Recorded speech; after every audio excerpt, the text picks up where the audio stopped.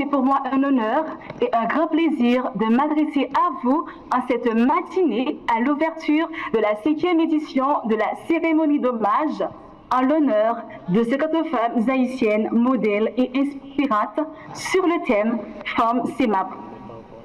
Mesdames, comme disait Ayn Rand, la question n'est pas de savoir qui va te laisser passer, mais plutôt c'est de savoir qui va t'arrêter. Je profite de cette occasion solennelle pour saluer nos rudes, travailleuses femmes haïtiennes en Haïti et à travers le monde qui se sont dévouées corps et âme dans une lutte incessamment difficile.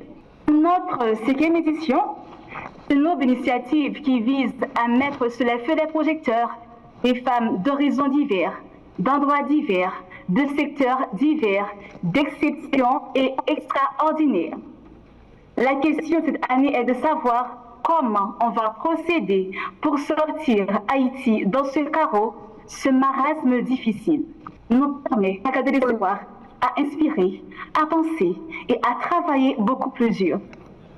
Leur implication dans les différents domaines d'activité tels l'éducation, la culture, la gouvernance, la santé, la littérature, le leadership, prouvent qu'elles sont les gardiennes des plus belles valeurs qui existent. Pour l'année 2025, je souhaite que la majorité des femmes haïtiennes se positionnent et prennent leur place en tant que telles. Osez prendre des risques pour pouvoir continuer à avancer et apporter votre contribution dans le changement d'Haïti que l'on prône. Femme c'est ma pou, femme diam, femme tout bon, femme c'est roseau, femme c'est potomitan. C'est sous slogan ça yo que Réfémi Corée cérémonie d'hommage ça yo que l'Iran a en pile femme, particulièrement à femmes qui travaillent dans l'ombre des fois que moun pas connaît, et d'une façon spéciale nous voulons féliciter moun qui te prend initiative ça pour te mettre devant yeux tout le monde en pile femme parmi lesquelles moi-même qui travaille souvent dans l'ombre, mais ces femmes ça qui vraiment des potomitans, ces femmes ça qui c'est des mapou et qui campaient tout partout pour que Haïti capable s'allier. Moi j'étais un récipiendaire l'année dernière et année ça nous gain honneur pour nous gagner 50 autres femmes mapou, femmes diam, femmes roseau qui là, et nous voulons féliciter eux. Nous voulons dire aucun là, pas décourager, continuer le travail.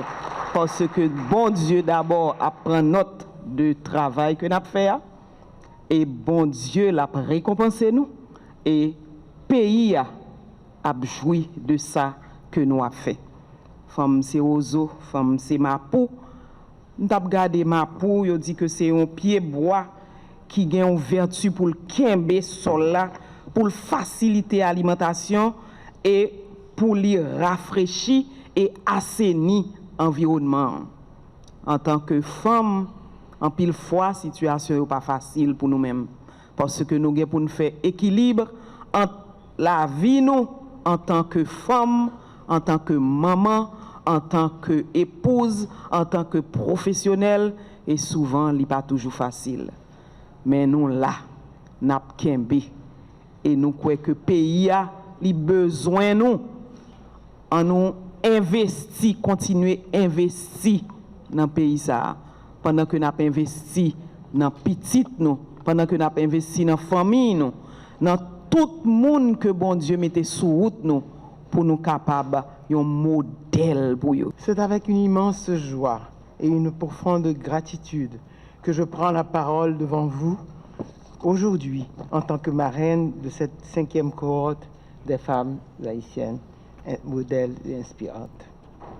Un événement qui, à mes yeux, incarne tout ce que nous devons défendre, encourager et valoriser dans notre cher Haïti. Nous sommes réunis ici sous le thème « Femme, c'est ma peau ». la femme est l'arbre, un symbole fort de résilience, de force et d'engagement. Le rôle de la femme dans la société haïtienne a toujours été crucial, mais malheureusement trop souvent ignoré ou relégué en second plan. Pourtant, c'est bien la femme haïtienne dans son courage, son énergie et sa sagesse qui a toujours été le pilier de notre société. Nous avons vu nos mères, nos sœurs, nos filles bâtir des foyers, des communautés et des vies entières avec des sacrifices incommensurables, malgré les vents contraires. Mais aujourd'hui, c'est à vous, la nouvelle génération de femmes, que je m'adresse en espérant que vous trouverez dans ce message l'inspiration et la force pour aller encore plus loin. Malgré les défis, malgré un pas souvent secoué par des crises sociales, économiques et politiques, vous êtes la preuve vivante que la transformation est possible. Vous êtes des arbres qui se racinent profondément dans la terre de notre culture, de notre histoire, mais aussi dans celle de notre avenir. Vous êtes des femmes fortes, capables de relever des montagnes, de créer des ponts là où il y avait des fossés. Vous êtes la nouvelle génération d'Haïtiennes prête à briser les chaînes du statu quo, prête à réécrire l'histoire de notre pays, prête à porter le flambeau de l'espoir. En ce moment si difficile, où Haïti traverse un moment très dur et très inacceptable, mais étant des femmes mapo, des femmes résilientes, des femmes fortes, des femmes déterminées, des femmes opinées, des femmes tenaces et des femmes très solides. Nous sommes très heureux de vous recevoir ici encore une fois. Malgré que beaucoup de femmes, vu la situation du pays, n'ont pas pu venir, vu les problèmes en ce qui a trait aux routes terrestres qui sont coupées, aux voies aériennes qui sont handicapées.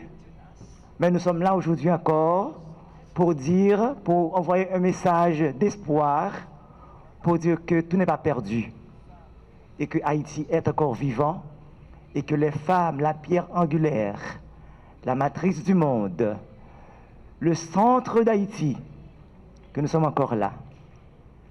Et c'est pour nous un honneur également de vous dire que l'idée de ce projet est venue en 2020, lors de la Covid-19, parce qu'on sait que dans toute difficulté, il y a des opportunités.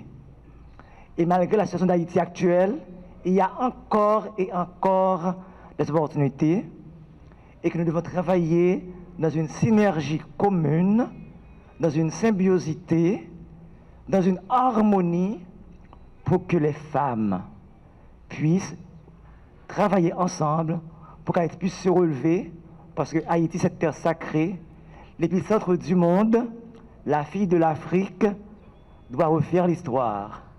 Et cela se refaire avec les femmes et les jeunes.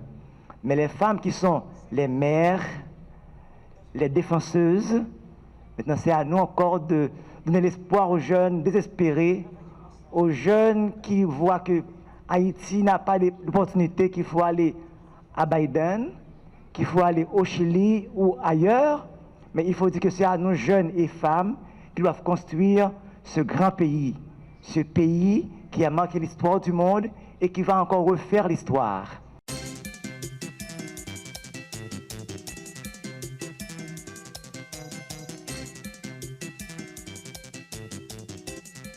Le tourisme, Scotour Haïti, hommage à Madame Marie-Morte Balin, Madame Franck Paul, éducatrice, philanthrope et patrimoine vivant.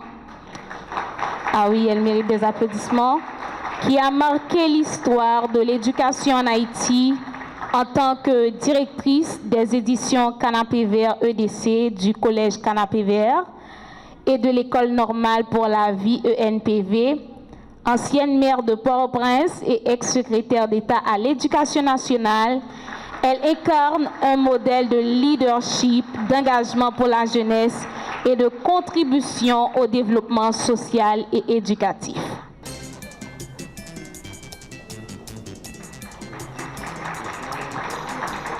Je remercie le comité qui a bien voulu me choisir à travers mon ami Magali Policier. Je peux dire que je suis bien fière d'être ici et je pense que je suis sans doute la doyenne de l'Assemblée.